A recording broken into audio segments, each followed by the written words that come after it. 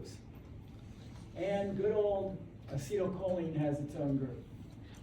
Okay, acetylcholine is in its a group by itself. That's the first one they ever found, acetylcholine. And it can be excitatory or inhibitory. It depends. It depends. There are different kinds. Now, the second kind of neurotransmitter you learned was norepinephrine. And that's in a group called biogenic amines. Biogenic amines. Norepinephrine. There's some other ones that you may have heard of. Dopamine, serotonin, histamine. Okay. Dopamine. If you don't have enough dopamine, what can you end up with? Depression could do it. What else? Anxiety. Yeah. Boredom. More. Trying to get there. Michael J. Fox. Parkinson's disease. And so they can give people dopamine to try to help them with that. The problem is it does help, it tends to help, but then finally it stops helping. So it's not a solution, not a permanent solution. Michael J. Fox, I'm sure, has a lot of money, but I think he also has put the money towards research because he has a real stake in that. Okay. Christopher Reeve did produce. He did too. And he made rounds talking on TV and raising awareness. So we've got the acetylcholine group, the biogenic amines, and here's another group, amino acids. So we have amino acids. And they start with G, the ones we have here. GABA, which is an abbreviation. Glutamate's another one. But look, GABA is generally inhibitory, and glutamate is generally excitatory. So you see, the neurotransmitter has something to do with the effect you're going to get. Or it's used, the way it's used. We have one more coming up. Isn't this exciting? Glycine. What do you know about glycine? Simplest amino acid. Here it is, a neurotransmitter, generally inhibited. Okay. Then we go to the peptides. That means amino acid groups strung together, but they're not big enough string to be protein. And this one you'll enjoy. People out running track, people out jogging and running, okay? If you're into long distance running and all, and you get started and you're not feeling wonderful, you're feeling achy and painful, what are you really waiting for? You're waiting for the endorphins, the runner's high. When they kick in, they inhibit the pain and you start feeling better. You say, well, I'm not feeling so bad now. I was before, but I'm not now. So endorphins are natural painkillers, or they help you that way. They're actually natural opiates. Natural opiates.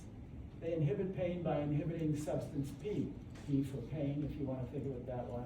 Substance P getting pain. The endorphins are natural opiates. They help you with that. The effects mimic that of morphine, heroin, and methadone. There's some others here, we don't have to go into them, but let's go further. Endorphins and enkephalins are also ones that help with pain. Purines, ATP. What's the purine in ATP?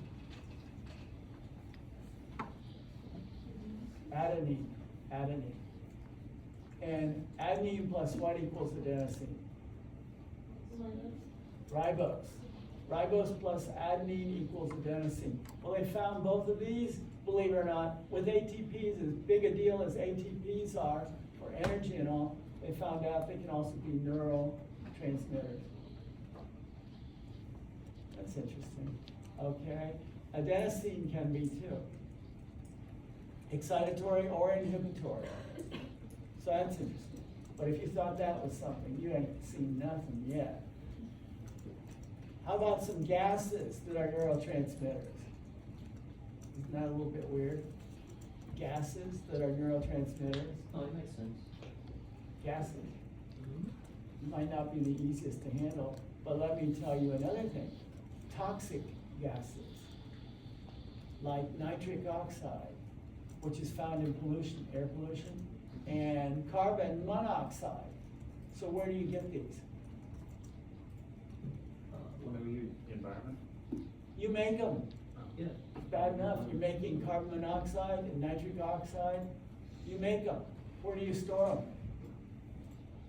Who in their right mind would store these? So you use them, get rid of them. Make them, use them, get rid of them. That's something, isn't it? It's kind of on demand. Yes, How would we like to get rid of the nitric oxide? they probably have a chemical reaction that nullifies it. That's my guess. I don't know for sure. But you don't want carbon monoxide around all over the place. And nitric oxide, it is toxic, but you'll hear it, they're finding out about these, okay? And I want to make a point here. Nitric oxide does not equal nitrous oxide, okay? Nitrous oxide is not toxic, it's laughing gas. So nitric oxide is actually toxic, but your body likes to play with fire apparently, and so it makes this and uses it as a neurotransmitter. But it's not the same thing as nitrous oxide. Wait, but having it in the body causes strokes? Is that what that's saying? Potentiates stroke in Which one are we on? nitric oxide? Yeah. Far right. So a stroke could come because your blood supply gets cut off in the brain, or you could have bleeding, hemorrhage. So there are different ways you can get a stroke, but two main ones: block off the blood supply or have bleeding. Okay.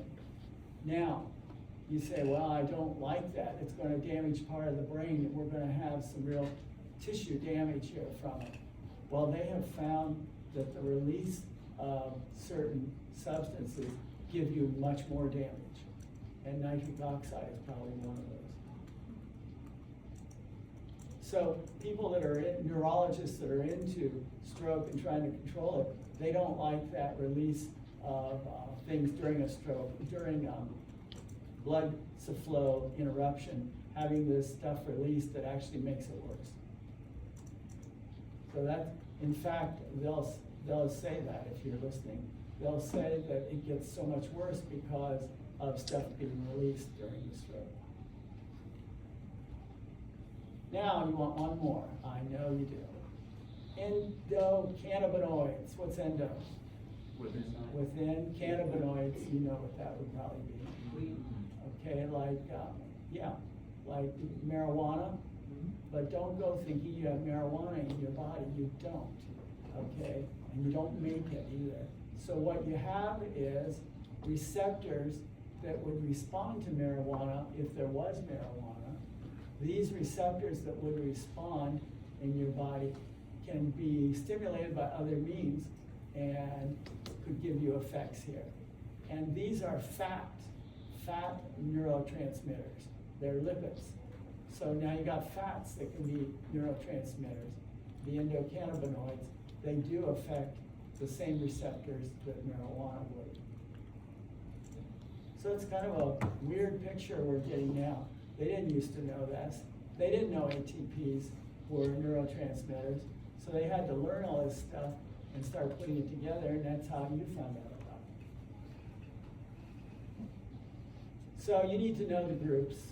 You need to know the groups. I'm not asking you to learn all of this stuff, but learn some of the really interesting, different kind of stuff here. Any questions?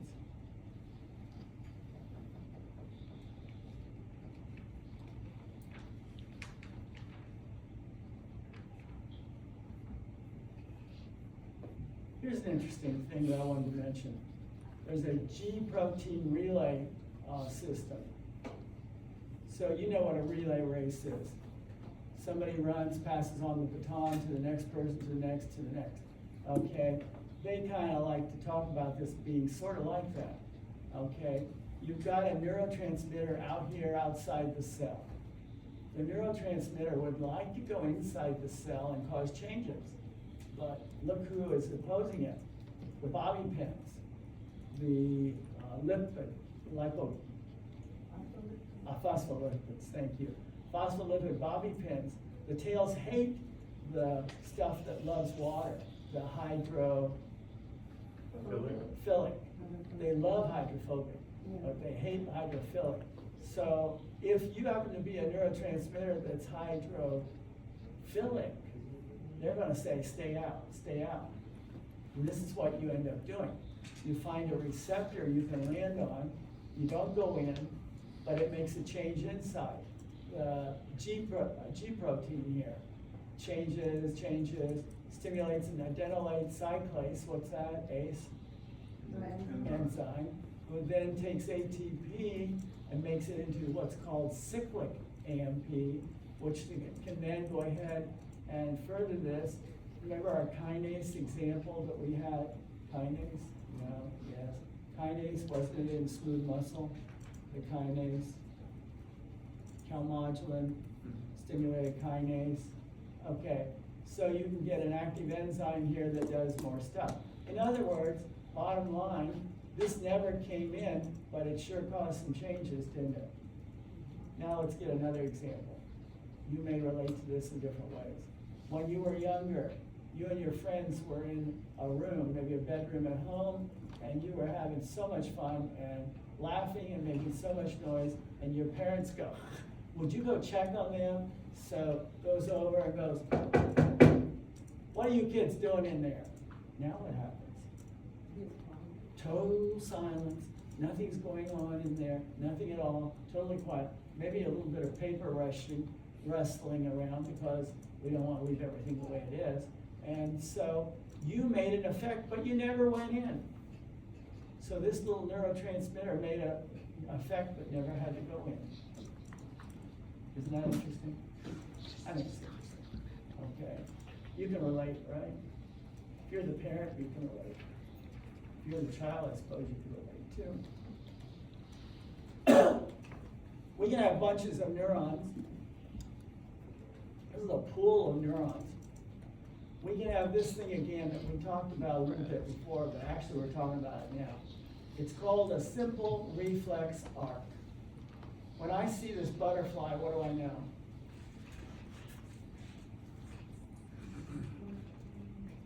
What do I know? It's the spinal cord. That's what you know. Okay. What are the horns here? You don't know because you haven't gotten the brain. I understand that. These are dorsal horns, so these are probably ventral horns. Good. These are lateral horns. We're going to talk about those eventually, not today. Okay. So this is the white matter. What's the white matter? No. Myelin. These are myelinated axons, and the brown here, they made it brown. It's actually gray matter. Is axons that are not myelinated, non-myelinated. Okay. So actually, it's not even axons. These are neuron cell bodies, which are never myelinated. Never myelinated. Okay, neuron cell bodies. So we get the idea of what's going on here. Now, let's talk about this reflex. If you're walking around outside and some dirt blows in your eye, what do? You can rub your eye, but first of all, you're going to shut that eye like crazy, and then probably rub it, and your tears start to try to get it out. Well, you're having a reflex, because I assure you, you weren't walking around there thinking, well, I better shut my eye. This all happened real fast. Your brain didn't even think this out. Your eye shut. That's a reflex, okay? Nobody's fallen out of their chair yet so far today. Maybe you got close. I see some potential candidates here, okay? What is this that we find? What we're talking about is a reflex. And when the dirt blew in your eye, you instantly closed that eye. You couldn't even get it open. So that's a reflex thing. You did not think it out.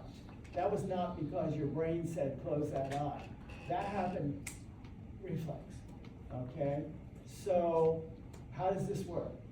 Some stimulus hits a receptor. The receptor sends a sensory message to the spinal cord on a sensory neuron. See, it has the peg. Remember the peg? What ones had the peg? Unipolar, that's right. And I said they were true sensory neurons a lot of times. Okay, so you had a receptor which is reacting to a stimulus, and it sends a message here along the sensory neuron to the dorsal horn of the butterfly. Then that comes in, and in the butterfly, you have processing called integration. Remember the integration? Okay, now who does the integrating? Interneurons. What percent of your neurons are interneurons? 99%. So you're going to have a lot of this in the spinal cord and in the brain. Okay, so your decision is, I need to send a message to the effector, the muscle. So you don't take long to get to that conclusion. And the message goes out, a motor neuron, to the effector, some type of muscle probably. And then you react by contracting that muscle. So this is how a simple reflex arc is arranged. Okay. What you have to remember is the brain does not have time to figure this out. This is all happening without the input from the brain.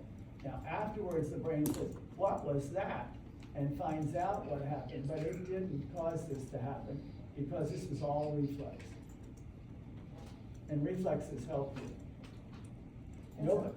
I just thought that the integration was happening in the brain, so it's not. It integrates in the spinal cord too, but mostly in the spinal cord. It is hard to fight reflexes. Reflexes, you just have a hard time. You can overpower reflexes. If you're standing at the stove and you have some boiling water or hot grease, and your little kid gets between your legs and you're about to drop it, you can intervene with that. You can actually do some intervention to not drop it on the child. Has to be bad enough situation, but you can. You may end up burning yourself, but you can do intervention at that point. I got a titanium splinter in my eye kept off my clothes, and I was like, I gotta get to the bathroom before. So I just like had to hold it. Hold it open, now your brain's interfering there. It's a good thing. It was wild. That's bad. So, what are the 5 parts of a simple reflex arc? Receptor, sensory neuron, integration center, motor neuron, effector. Any questions? That would be worth learning. Now let's go in over here. What in the world do we have? A bunch of neurons lined up. Yep, they're lined up. This neuron decides to stimulate these two, who decide to stimulate these, who decide to stimulate these. Boy, this is spreading out. What's another word for spreading out? Divergent. So these are circuits. They're treated as neuron circuits. And so what happens is this one sends out something, and the other ones keep on doing it, and you spread this all out. So it says an example, I like your examples. An example would be a single neuron in the brain can actually activate 100 or more motor neurons in the spinal cord and thousands of skeletal muscle fibers. Remember, what's a muscle fiber? It's a cell, a muscle cell, right?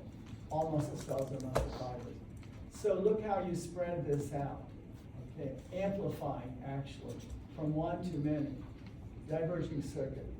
Can we have the opposite? Could you have a converging circuit? The answer would be yes. For example, you're going to look at a house, you're thinking about buying. So you went to an open house and you walk in. You say, oh, this is the same wallpaper my grandmother had in her kitchen. So who do you think of? Grandma. And then you smell some cinnamon rolls. You say, oh, somebody put that out. You say, Grandma always had cinnamon rolls. So who do you think of? Grandma. And then there's some music playing, and it's just the kind of thing Grandma would have been listening to, so who do you think of? Grandma. 3 different things made you think of Grandma. So the converging circuit takes you from 3 different positions into just one neuron, one conclusion here. So different sensory stimuli can all elicit the same memory, okay? Then we go to, we've had some thunder and lightning around, but not too much recently. We had some. And so this neuron affects this neuron, who affects this neuron, affects this neuron, but they loop back. So you'll hear thunder and it'll go rumble, rumble, rumble. That's reverberating. So they call this a reverberating circuit. Even though it's coming this way, it loops back and over and over again. Okay? So what would you use that for? Repeated stuff, like breathing. Do you do the same thing over and over again when you breathe? Yeah. How about sleep-wake cycles? Yeah. How about walking and you're swinging your arms back and forth? That's repeated. So circuits that could do that are like reverberating circuits. And finally, parallel after discharge. So you have this, but it's going to several different ones. They all keep going and they come back to this one. So their example was, you came back to the same one. It's like you had a mathematics problem to do, a story problem, and to figure it out, you had to figure this part, you had to figure this part, you had to figure this part, and then you brought it all back together to figure out what it should be. So that's parallel after discharge circuit. So we got different circuits with neurons here. That's what they were trying to show you.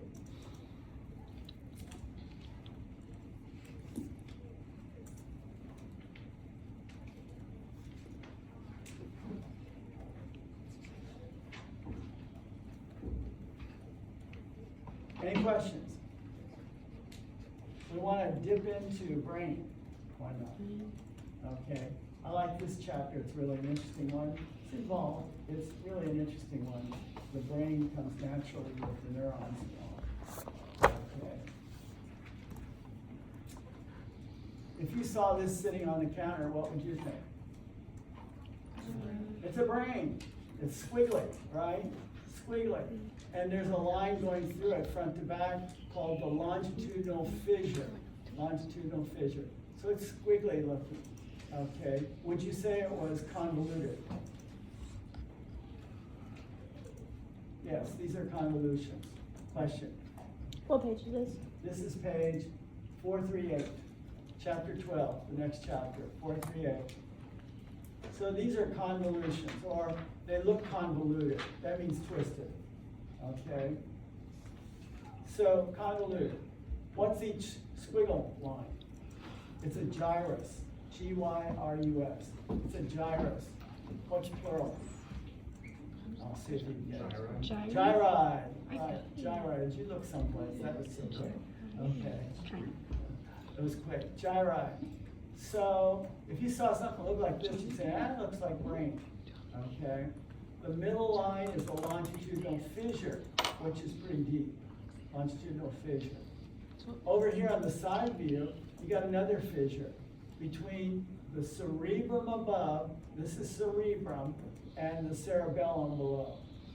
Cerebrum, cerebellum, all part of the brain, and the fissure that goes through here is the transcerebral fissure. Okay. Do we have squiggles here? Yeah, but they're much narrower and sort of nearly parallel. They're not as wild as these look. Can we divide up the brain? This is the cerebrum. Cerebrum. This is cerebellum. Cerebrum, can you divide it up? Yeah, you can.